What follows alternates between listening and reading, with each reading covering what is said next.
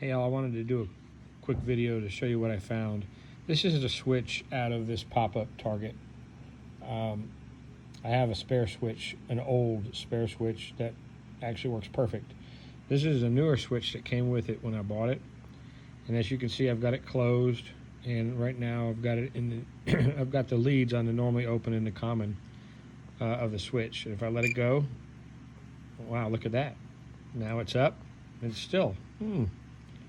Halfway through, it starts doing this garbage until I get all the way down, and then it's doing this, and if I push really hard on it, I get that.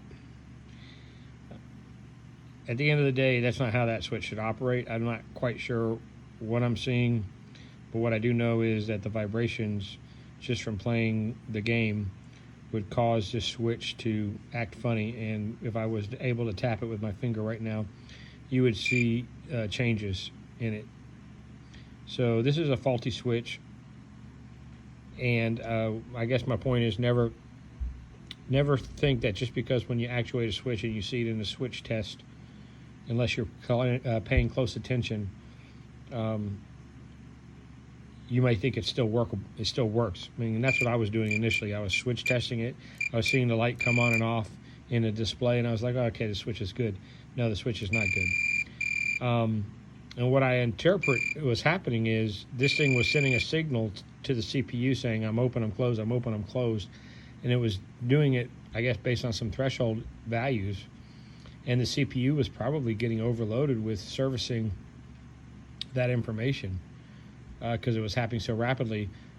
And like my post had said, this would happen sometimes when the ball was just in the middle of the playfield. So the switch was doing its own thing, causing this chatter, and it was getting progressively worse quick.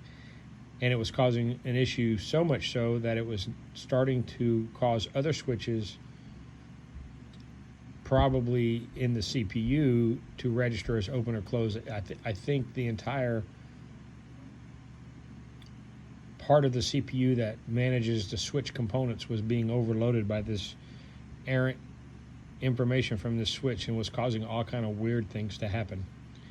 I don't know that for a fact. I'm not as smart as a lot of you guys, but I'm glad that I switched it out. I put a new switch. I put the old switch back in there, and the machine is working fine. I'm not getting chattering now.